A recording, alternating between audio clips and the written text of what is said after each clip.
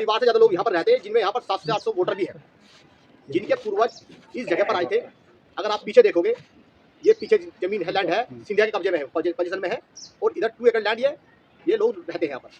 Total land 30 एकड़ थी, जिसमें 2 एकड़ में लोग रहते हैं, 28 एकड़ में पीछे सिंधिया कब्जे में। ये पूरी लैंड 30 एकड़ लैंड है, इसका खसरा नंबर 436 है। और यहाँ हमारे बुजुर्ग आए थे पोल्ट्री वर्क का काम करने, जो गांव से इन्होंने खुद बुलाया। सेंसस से ये चीज बात हुई है। ये रिपोर्ट क्या कहता है? 600-700 लोगों का वोटर लिस्ट, राशन कार्ड 1960-70 का है। और यहाँ पे जब कोई पासपोर्ट इशू करता है, पासपोर्ट भी तभी होता है जब आदमी सर्वे करता है। उसके बाद बिजली का बिल भी है। ऐसा नहीं है बिजली का बिल दे रहे हैं हम लोग, ऐसा कौन सा चीज नहीं दे रहे हैं। छोटे से झोपड़पट्टी में रह रहे हैं, आप उनको भी करें। और वह पब्लिक पर्पज के लिए सुप्रीम कोर्ट का जजमेंट है कि पब्लिक पर्पज के अगर लैंड एक्वायर करोगे तो पब्लिक वेलफेयर होगा, किसी प्राइवेट कंपनी को आप उसको बेच नहीं सकते। प्रधानमंत्री आवासीय 2.5 किलोमीटर डिस्टेंस पे है। प्रधानमंत्री जी को भी नहीं पता कि ये जगह कहाँ पर है, क्योंकि अगर उनको पता होता तो शायद इन लोगों की स्थिति आज नहीं होती। यह है सिंधिया की पोल्ट्री, सरोजिनी नगर, नई दिल्ली जिले में पड़ती है।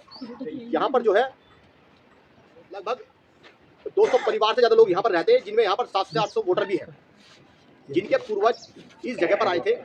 अगर आप पीछे देखोगे, ये पीछे जमीन है, लैंड है, सिंधिया के कब्जे में है, पोजीशन में है, और इधर 2 एकड़ लैंड ये लोग रहते हैं यहाँ पर। टोटल लैंड 30 एकड़ थी, जिसमें 2 एकड़ में लोग रहते हैं, 28 एकड़ में पीछे सिंधिया कब्जे में है। अब ये लोग यहाँ पर स्टार्टिंग में पूर्व यहाँ पर आए थे, जिसके बारे में आपको यहाँ के जो प्रधान जी वो आपको बताइए कैसे कैसे यहाँ पर लोग आए थे। के वासियों की तरफ से भी और हस्तकला सेंटर समिति हमारी रजिस्टर है, उसकी तरफ से भी आपका धन्यवाद। आपने यहाँ आने किया, तहे दिल से आपका स्वागत करते हैं। सिंधिया पोल्ट्री ये कॉलोनी किस एरिया में है? ये सरोजिनी नगर में है। ये इसकी दूरी प्रधानमंत्री के निवास से जो दूरी है ये 2 किलोमीटर 5 पॉइंट। सरोजिनी नगर मार्केट हमारे से 25 मीटर दूरी पे है, और यहाँ साइड में लीला होटल है, जिसकी 50 मीटर दूरी पे लीला होटल है, हयात होटल है। एक के रोए मार्ग पे ये कॉलोनी बसी हुई है। पूरी लैंड 30 एकड़ लैंड है, इसका खसरा नंबर 436 है। और यहाँ हमारे बुजुर्ग आए थे पोल्ट्री वर्क का काम करने, जो गांव से इन्होंने खुद बुलाया था, ग्वालर पोल्ट्री ग्वालर ने। अब यहाँ रहते रहते हमें हमारी पीढ़ियाँ हैं। हमारे पिताजी की यहाँ शादी हुई है, नेपालपुर से हमारी पिताजी की शादी हुई थी। हमारे भाई यहाँ पैदा हुए, हमारे बच्चे यहाँ पैदा हुए, मैं पैदा हुआ, मेरे बच्चे पैदा हुए, हमारे बच्चे के बच्चे पैदा हो रखे हैं। हम 4-5 पीढ़ियों से यहाँ रह रहे हैं। हमारी भाभी है जो शादी होके आई हैं, इनके बच्चों की बच्चे की शादी हो गई है। पर सिंधिया लिमिटेड सर्विस ने हमारे ऊपर केस डाले 2002 में, 2003 में, 2005 में, और जिसमें से कि सबको बोल दिया कि 93 में ताला तोड़ के घुस गए। इसकी बहुत मदद मांगी, दिल्ली सरकार को भी लेटर लिखे, प्रधानमंत्री नरेंद्र मोदी जी को भी लेटर लिखे हैं। इसमें हमें कोई भी राहत नहीं मिली। यहाँ ऐसा नहीं है कि यहाँ के मुख्यमंत्री को, दिल्ली मुख्यमंत्री को यहाँ के जगह के बारे में पता नहीं है, क्योंकि वो भी 3 बार विजिट कर चुके हैं यहाँ।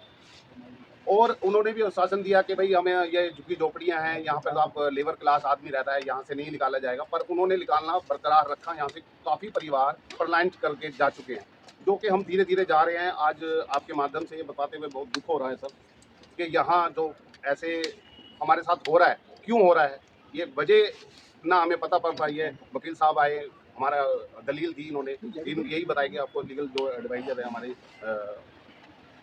बाग सर आप बताइए। बात सबसे पहले मैं बताना चाहूँगा, हाँ राजेश, भारत सरकार का एक डिपार्टमेंट है, ministry of housing and urban affairs, government of India, जिसका डिपार्टमेंट है LNDO, land and development office. जो इस लैंड का ये लैंड जिसके अंडर में है, इसमें ये जमीन जो है, जो सिंधिया बताती है कोर्ट के अंदर कि उनको लैंड है 1923 में लीज पर मिली थी पोल्ट्री वर्क करने के लिए। 1947 में देश आज़ाद हो गया, उसके बाद भी वह इस जमीन में कब्जे पर बने रही। 1970 में 1970 में भारत सरकार ने इसको यहाँ पर पोल्यूशन की वजह से इसको क्लोज करा दिया, और उसके बाद में इस लैंड को एक्वायर करने के लिए पब्लिक इंटरेस्ट में सरकार ने अपनी गतिविधि चालू कर दी तेज तरफ। लेकिन ये लैंड आज तक भी एक्वायर नहीं की गई, जिसमें इसमें जो कोर्ट प्रोसीडिंग अब तक हुई है उसी कुछ मैं बताऊंगा, कुछ सर बताएंगे। इसमें 1974 में इसका सूट नंबर है 215/1974, सिंधिया ने इन लोगों के अगेंस्ट में एक सूट फाइल किया दिल्ली हाई कोर्ट के अंदर, और जिसमें उन्होंने ये डायरेक्शन मांगी कि ये लोग उनको इंटरफेयर ना करें। जिसके बाद में ऑनरेबल दिल्ली हाई कोर्ट ने डायरेक्शन पास की कि आप इनको इंटरफेयर नहीं करोगे, ये आपको इंटरफेयर नहीं करेंगे। और अगर आप पीछे अपने स्पेस देखोगे, ये लगभग 20 फुट का स्पेस जो तार बैठ जो हुई है ना, बैरिकेड जो की तार बैठ जो रखी है, ये 20 फुट की डिस्टेंस का बना हुआ है। इसको बीच में डिमार्केट कर दिया गया कि भाई आप लोग इधर इस साइड में रहेंगे, ये लोग इस साइड में रहेंगे, और ये लोग इस साइड को इंटरफेयर नहीं करेगा विदाउट ड्यू प्रोसीजर कोर्ट के। जिसके बाद में जब सरकार ने देखा कि ये जमीन जिस पर्पज के लिए लीज पर दी गई थी वो पर्पज फुलफिल नहीं हो रहा है, उसके बाद में भारत सरकार ने इसके सिंधिया को एक लेटर दिया। इसकी डेट है 30 जून 1988 कि आप इस जमीन में इलीगल रह रहे हो, आपने एनक्रोचमेंट किया हुआ है, आपको जिस पर्पज के लिए लैंड अलॉट की गई थी आप उसके लिए प्रयोग नहीं कर पा रहे हो, अब ये लैंड हम एक्वायर करते हैं सिर्फ पब्लिक के इंटरेस्ट के लिए। जिसके बाद क्या होता है कि सिंधिया दिल्ली हाई कोर्ट में एक रिट फाइल करती है, जिसका रिट नंबर है, ये रिट का मेरे को पार्टी से जिसमें है 1295/1988, ये रिट का नंबर है, सिविल रिट है, जो रिट फाइल की गई कि भारत सरकार ये लैंड उससे एक्वायर ना करे, मैं बना रहा हूँ इस लैंड में। अब इसकी कोर्ट की प्रोसीडिंग उसके बाद कोर्ट ने ऑनरेबल कोर्ट ने इसमें स्टे कर दिया लेटर पे एनजीओ के, लेकिन इसका फाइनल ऑर्डर आया 2010 में, जिसके बारे में सर आपको बाद में ब्रीफ करेंगे। इसी बीच एक एलपे फाइल की गई सिंधिया के द्वारा, एक रिट फाइल की गई अलग से सिंधिया के द्वारा भारत सरकार के अगेंस्ट में, जिसमें सिंधिया जीत गई, लेकिन भारत सरकार फिर गई हाई कोर्ट में एलपे में गई, जिसमें 3 जजों की बेंच ने एक ऑर्डर पास किया जिसका एलपे नंबर है, ये सर्टिफाइड कॉपी है, कोर्ट के रिकॉर्ड की कॉपी है, ऐसी नहीं है, डुप्लीकेट कॉपी नहीं, सर्टिफाइड कॉपी है, कोर्ट के रिकॉर्ड से निकली है, जिसका एलपे नंबर है 16/1978। 1978 में भारत सरकार ने सिंधिया के अगेंस्ट में, जो सिंधिया परेशान कर रही लोगों को, उसके खिलाफ में भारत सरकार एलपी में गई, जिसका फाइनल डिसीजन 1995 में आया। 14 दिसंबर 1995 को 3 जजों की बेंच ने फाइनल ऑर्डर दिया कि ये लैंड सिंधिया से भारत सरकार एक्वायर करेगी और ये लैंड एक्वायर होगी। लेकिन सिंधिया ने और भारत सरकार ने सिंधिया से तभी लैंड एक्वायर नहीं की, जिसके बाद में सिंधिया ऑनरेबल सुप्रीम कोर्ट चली गई एसएलपी में, जिसका एसएलपी नंबर है, ये एसएलपी नंबर है 4243/1996। 1996 में सिंधिया इस भारत सरकार के जो फेवर ऑर्डर हुआ था एलपीए का, उसके अगेंस्ट में एसएलपी फाइल करती है सुप्रीम कोर्ट में, ऑनरेबल सुप्रीम कोर्ट में, जिसमें ऑनरेबल सुप्रीम कोर्ट ने भी कहा है, मैं जरा थोड़ा पढ़ के सुना दूं आपको। After overall consideration of the issues involved in these transfer cases and appeals, we find no ground to take a different view than the one taken by the Honorable High Court in the impugned judgment. Consequently, the acquisition proceeding could not be quashed on any ground. Honorable Supreme Court ने clear कर दिया, जिसके against में सिंधिया गई थी कि जो acquire plan की जा रही है उसकी जो प्रोसीडिंग है उसको क्वेश्चन करते हैं सुप्रीम कोर्ट, लेकिन सुप्रीम कोर्ट ने क्लियर कर दिया गया कि कोई ग्राउंड नहीं है एक्विजिशन प्रोसीडिंग को क्वेश्चन करने के लिए, ये लैंड एक्वायर होगी। ऑनरेबल सुप्रीम कोर्ट ने क्लियर कर दिया। जिसके बाद में जो है ये तो यहाँ पर फाइनल हो गया। उसके बाद में जो डीड डाली थी 1988 में, जिसका फाइनल ऑर्डर 2010 में आया, जिसके बारे में हमारे सीनियर एडवोकेट है आर्गुमेंट काउंसिल है मिस्टर आर बाग, वो आपको ब्रीफ करेंगे। Sir please. आप लोग का बहुत बहुत धन्यवाद कि आज एक तरफ आज़ादी का अमृतकाल और दूसरे तरफ यहाँ पे अकाल, और 60-70 साल से जो बस्ती को बसाया गया था आज उसको उजाड़ने की बात हो। दूसरी तरफ देश बाहर से लोग आके दिल्ली में रह रहे हैं, उनको कोई पूछ नहीं रहा है, उनको मकान बना के दिया जा रहा है। दूसरी तरफ कला को एक स्थापित करने वाले, पोटरी बनाने वाले, आपके घर में जो दिया जलता है उसी को बनाने वाले, और आज़ादी देश के बस 10 ही साल हुआ होगा तब से यहाँ पर रह रहे जो गरीब लोग हैं, जो कला का आदर करते हैं, और 1960 से लेकर 70 सेंसस में जिनका नाम है, कई सरकार को बनाने वाले, पूरे दिल्ली के डेवलपमेंट में जिनका सबसे बड़ा रोल है, जिन्होंने अपने खून पसीने से दिल्ली को डेवलप करने की, उनका जो पसीने दिए, हक दिए, उन लोगों की बात सुनने के लिए, उनके दुख दर्द को आप लोग साझा और लोगों के आवाम के पास पहुंचाने के लिए यहाँ पर उपस्थित हुए हैं। आप लोगों का मैं जय भीम से स्वागत हूं। ये जो बात है, आज आज़ादी को और संविधान का एक एक पन्ने को आज अगर आप देखेंगे, पढ़ेंगे, महसूस करेंगे, अनुच्छेद क्या कहता है? 14 equality before law, equal protection of law. 21 क्या कहता है कि लाइफ एंड पर्सनल लिबर्टी की बात। कानून ऐसा नहीं कि नहीं है, रिहेबिलिटेशन के लिए 2006 से पहले जो लोग रह रहे हैं दिल्ली में, उनको राइट टू शेल्टर का अधिकार है। सुदामा सिंह वर्सेस दिल्ली स्टेट का जजमेंट है कि राइट टू जो शेल्टर है अनुच्छेद 21 के तहत आपको देना पड़ेगा। बोर्ड बनी हुई है, रिहेबिलिटेशन सेंटर बनी हुई है, और कानून भी है, मगर फिर भी उनका सूद लेने वाला नहीं। वोट के समय पे लोग जरूर आते हैं, हाथ जोड़ के जरूर वोट मांगते हैं, मगर इलेक्शन गई, बात गई, रात गई, सब खत्म। दूसरी तरफ आप देख रहे होंगे जो बूढ़ी माँ वहाँ बैठी हुई है, वहाँ पर ऐसे ऐसे घर हैं जो 2-3 दिन से, मैं इसीलिए चश्मा, क्योंकि मुझे बहुत इमोशनल हूँ मैं दुख से। एक तरफ कानून का केस लड़ रहा हूँ इसका, दूसरी तरफ जब मेरे लोगों को मैं देखता हूँ तो मेरे आंखों में आंसू नहीं रुकते। आज ये इतना हिम्मत देने के बाद मेरे लोग पीछे बैठे हुए हैं, आप उसका दुख का अंदाजा नहीं लगा सकते। जब एक एक फोन यहाँ से जाता है तो मैं भावुक हो जाता हूँ कि 70 साल के बाद भी ये जुल्म हो रहा है।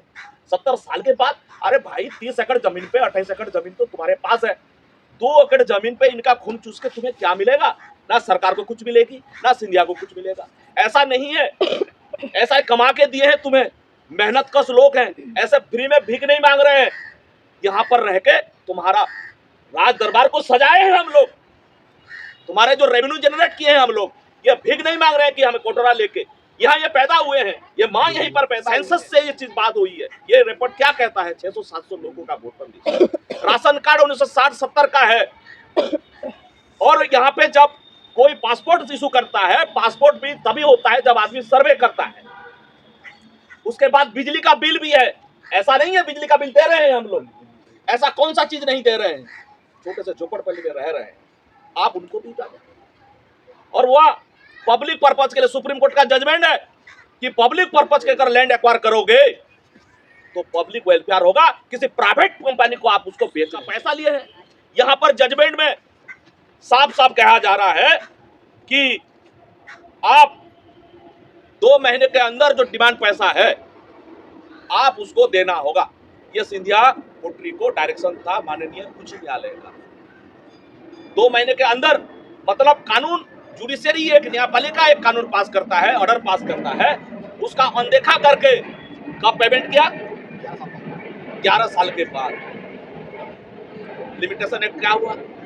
क्या यही है कि कोई एलएनडी एग्जीक्यूटिव बॉडी क्या होता है? न्यायपालिका के 4 स्तंभ है, जुडिशरी अपने काम करेगा, कोई किसी को ओवरलैप नहीं करेगा, एग्जीक्यूटिव अपना, एग्जीक्यूटिव ऑर्डर से जुडिशियल ऑर्डर को कभी भी बाईपास नहीं कर सकता, उसको रद्द नहीं कर सकता। तो किस तहत एलएनडीओ ने ये आवंटन किया और एक प्राइवेट कंपनी को ये सब हैंडओवर किया? ये ऐसे एग्जीक्यूटिव राजनीति चल रही है, इसके खिलाफ भी हम लोग आवाज उठाने के लिए, अपने दर्द आप लोगों के सामने रखने के लिए। बात यहां तक नहीं है, जब इनका लाइफ एंड पर्सनल लिबर्टी का आपको भी क्वेश्चन था, तब पानी के लिए तरस रहे थे। पानी के लिए बगल में जमुना है, जमुना के साफ होने की बात चल रहा है, तो वहां पर हमारे लोग यहाँ पर पानी के लिए तरस रहे थे। फिर जाके हम अदालत का दरवाजा खटखटाए, माननीय न्यायालय को समझाए कि पानी तो दो, पानी का अधिकार तो दो, दूसरी तरफ जमुना को साफ कराने की मुहिम तो चला रहे, लेकिन हमें तो पीने का पानी तो दो, इतना तो डिजर्व करते हैं, आजाद देश के नागरिक हैं हम लोग। तब 25/7/2023 को माननीय न्यायालय ने एक ऑर्डर पास किया, उसी के तहत right to water, right to drinking water के तहत हमें कुछ कनेक्शन मिला।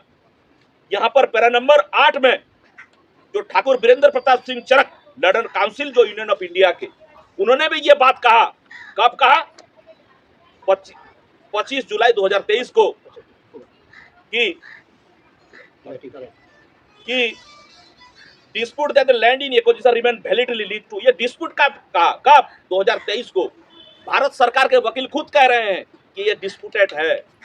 अगर डिस्प्यूटेड चीज को बिना कागज के, बिना कोई वैलिडली कानूनी मान्यता देते हुए किस हैसियत से फिर आज 2024 में उस लैंड को हैंडओवर कर दिया गया?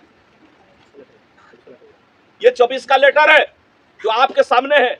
ऐसा एक भी चीज हम आप लोग सामने नहीं रखेंगे जिसका दस्तावेजी सबूत नहीं दे पाएंगे। तो साथियों, ये डिस्प्यूटेड हो गया।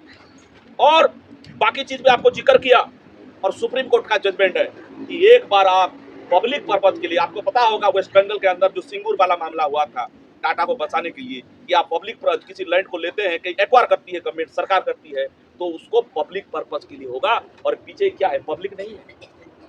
तो ये आप लोगों के सामने में बात रखा।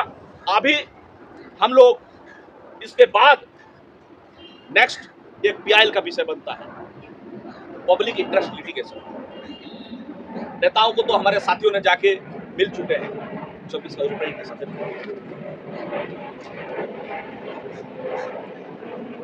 ये रिप्रेजेंटेशन हमने ऑलरेडी दे चुके हैं, 2 जनवरी को दे चुके हैं, हमारे साथियों ने जाकर उनको दिया। उसके बाद रीट में भी हम गए, हालांकि एक छोटा सा लिबर्टी दिया कि ये पीआईएल का इश्यू है, आप इसको पीआईएल के माध्यम से करिए और पीआईएल भी तैयार है। आप लोगों के सामने ये बात, मैं ये पूरा जो इतिहास है, ऐसा नहीं है कि हम अपने मर्जी से अपने घर, अपनी जमीन, बाप का जमीन छोड़ के हमारे बाप दादाओं ने आए थे। बाकायदा सम्मान के साथ लेकर आए थे, राजमाता सिंधिया ने यहाँ पर बसाया था। ये दस्तावेजी सबूत है। और अभी कहाँ जाएंगे? राजधर्म का कहाँ गया आपका राजधर्म? ये भी आज ये दुखी जनता, ये पीड़ित जनता आपके सामने सवाल कर रही है। आप लोगों ने आए, आप लोगों का ये ताली वाली बात नहीं है, ये दुख का विषय है। इस जुल्म के खिलाफ ताली मारने की बात है, ताली ऐसे नहीं मारा जाता। तो साथियों, आप लोग आए, आपका मैं आभार प्रकट करता हूं। आपके मन में, आपके जहन में अगर कोई प्रश्न है तो आप जरूर। कोई एग्जिट डेट है आपका जब से आप लोग यहाँ पे आए, जो शुरुआत जब हुई कंपनी की यहाँ पे? जब आप लोग यहाँ से कब से रह रहे हैं, कितना दिन ये हो गया? हमारी तो पैदाइश यहीं की है, हमारी भाभी लगती है, इनकी शादी यहाँ पे हुई है। और सिंधिया लिमिटेड सर्विस ये ग्वालियर कोटरी थी। कौन से सन से? ये अब 1923 से लगा लो, 1923 यहाँ वजूद है हमारा, 1923 से वजूद है हमारा। जब ये कंपनी बनी थी तो ये घर भी हमारे बुजुर्गों ने ही बनाए हैं। और जो सर अप्रोक्सीमेट कितने लोग यहाँ पे रहते होंगे अभी? लगभग हम 250, 200 के मतलब फैमिली में है 600-700। फैमिली 200 के आसपास है, बाकी लोग रहते हैं यहाँ पर 600 लोगों का 700 लोग। ये आपको लिस्ट है, ये लिस्ट है आपको, ये वोटर लिस्ट। जी सर, एक खास सवाल है कि जब हम लोग इधर आ रहे थे तो कुछ महिलाएं मिली अपने बच्चों के साथ, बच्चे रोते बिलखते मिले। वो कह रहे हैं यहाँ सिंधिया के डर से 3-4 दिन से घरों में चूल्हा नहीं जला है, बच्चे भूख से बिलबिला रहे हैं। ये सच्चाई है जी। मैं वकील हूँ, मेरा काम केस लड़ना, मगर यहाँ पे जब मेरे लोगों को मैं देखता हूँ तो मेरी आंखों में आंसू आ रहे हैं। तो उनका दुख को बयां करने वाले शब्द नहीं मिल रहे हैं। आप भी भावुक हो जाएंगे, जो इंसान है, न्यायपरस्त लोग हैं, ये उनके लिए भी भावुक वाली बात है। सर आपने बहुत कुछ बताया, बट हकीकत में बताइए कि ये जमीन आखिर में है किसकी? भारत सरकार, ये भारत सरकार की जमीन है। लेकिन कानून कहता है कि आप 70 साल तक किसी जगह पे रहते हैं तो आपका जो सेटल पोजीशन है वो एस्टैब्लिश हो जाता है। और 12 साल से ये एविक्शन नोटिस दिया नहीं। ये 74 में जब आए, 60 के आसपास क्लोज हुआ, 60 के आसपास क्लोज हो गया। ये 70 में क्लोज हो गई और ये प्रोसेस चला, चलते चलते फाइनली जो हुआ और अभी तक यहीं पर है, आप लोग देख रहे हैं। तो ये सेटल पोजीशन का मामला है। तो सेटल पोजीशन को जब तक उनका प्रॉपर रिहेबिलिटेशन नहीं हो जाता, प्रॉपर उनको मुआवजा नहीं मिल जाता, कानून ये कहता है कि तब तक आप इविक्शन नहीं कर सकते। सिंधिया का सर इस जमीन से क्या संबंध है? सिंधिया का ये जो आगे देख रहे हो ना, जो 28 एकड़ लैंड है, और ये पोटरी जब बना था तो उसी को दिया गया था। ये सिंधिया का नहीं था, 1923 का लीज दिखा रहे हैं, मालिकाना हक नहीं दिखा रहे हैं। और ये 2023 में 25 जुलाई का जो सेंट्रल गवर्नमेंट का काउंसिल करने का आई डिस्प्यूट का मतलब क्या है कि मालिकाना हक आपके पास नहीं है। पहली बात तो ये कि लीज नहीं आता। जो लीज का समय था, कितने समय के लिए लीज होती है? तो लीज तो ग्वालियर कोटरी के नाम से बनी थी ना, वो तो 70 में रद्द कर दी। 70 में रद्द कर दी। हाँ जी। तो 70 में रद्द करने के बावजूद ही सिंधिया परिवार इसमें यानी कि अपना मालिकाना हक कैसे यानी कि ढूंढ रहा है? ये तो सिंधिया पोटरी को आप लोगों का सवाल होना चाहिए।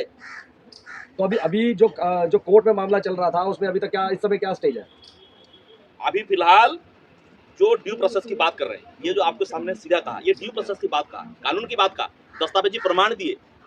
अगर फिर भी अगर एक न्यायपालिका संविधान के दायरे में रहकर, हमें विश्वास है, अभी भी विश्वास है कि हम लोगों के साथ न्याय होगा। इस समय वो वर्तमान में केंद्र सरकार में है, सम्मिलित और पावर में है, तो आपको लगता है कि आप लोग कुछ कर पाएंगे? इसीलिए ये जो बाबाम, दूसरी तरफ जो चौथा स्तंभ है लोकतंत्र का, जब लोकतंत्र के हिसाब से लोकतंत्र नहीं चलेगा, संविधान के दायरे में नहीं चलेगा, कानून के हिसाब से नहीं चलेगा, तो जो चौथा स्तंभ है, हम उनको आह्वान कर रहे हैं हाथ जोड़। ये उनका काम है कि इस बात को फैलाए और न्याय का राज यहाँ पे स्थापित हो। ओवरऑल इस वीडियो के माध्यम से आप क्या कहना चाहते हैं, आपकी मांगे क्या है? मांगे यही है, जब तक प्रॉपर तरीके से, ये हमारा घर है, हमारे बाप दादाओं का घर है, ये यहाँ पर हम रहते हैं, ये यहाँ जन्म हुए हैं, ये घर हमारा है, हमें इसका अधिकार मिले। और जो भी हो, हमारे साथ बैठ के आपस में सरकार रिप्रेजेंटेटिव आके जो भी हम लोगों का मांग को सुने। तो पहले अभी तो सुना भी नहीं गया ना। प्रश्न इस बात का है कि इसका कोई जवाब नहीं हुआ।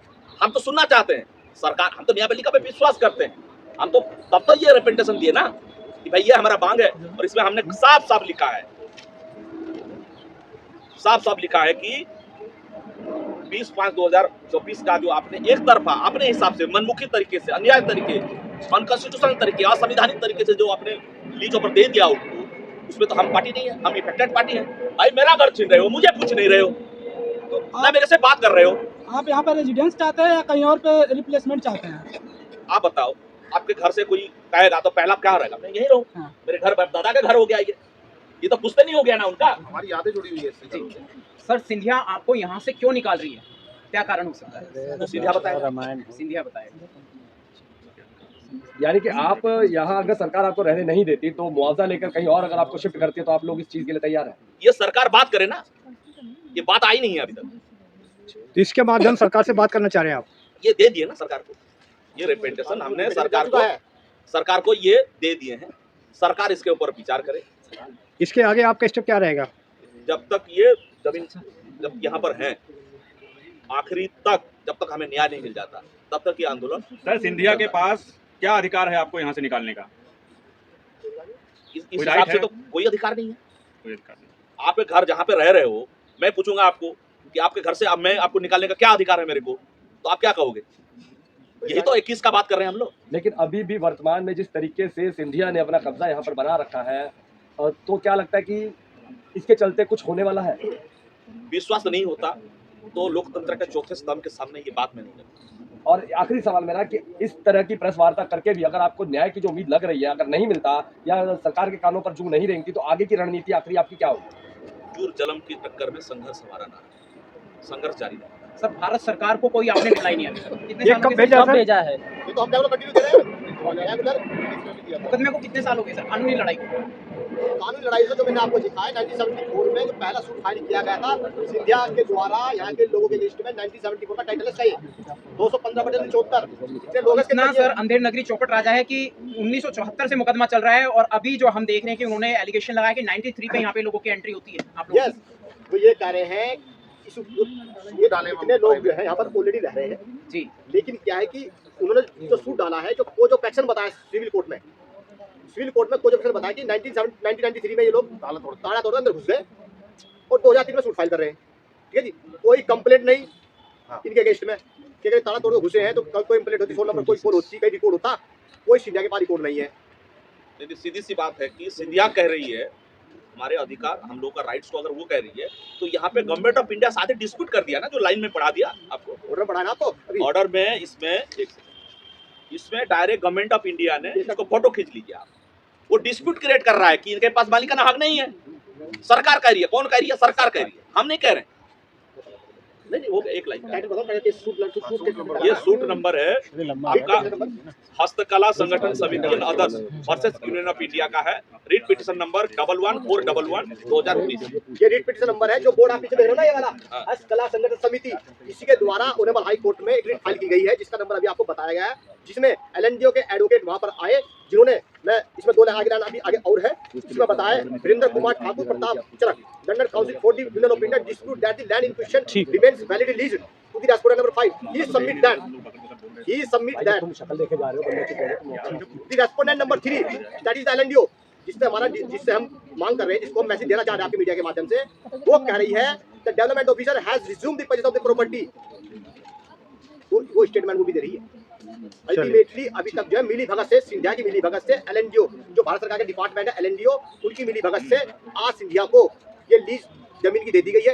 ये नहीं क्लियर किया कि 30 एकड़ की कंप्लीट दी है कि 28 एकड़ की दी है। अगर भारत सरकार ने सिंधिया को 28 एकड़ की लैंड की लीज दी है तो हमें कोई आपत्ति नहीं है। सिंपल सी बात, हमें अपनी 2 एकड़ लैंड की प्रॉब्लम समस्या है जिसमें हमारे लोग रह रहे हैं। अगर सरकार ने दी है तो गलत दी है, हम इसके खिलाफ कोर्ट के माध्यम से जा रहे हैं, आपकी मीडिया के माध्यम से बता रहे हैं। और इसके बाद में भी अगर 10 से 15 दिन के अंदर कोई भारत सरकार की तरफ से कोई मैसेज नहीं आया तो हम उसके बाद पीसी करेंगे, फिर उसके बाद जनता मंत्र हम धरना भी देंगे। जब तक इन लोगों को न्याय नहीं मिलेगा हम तब तक जो है आंदोलन जारी रहेगा। ये जय भीम, जय भारत, जय संविधान।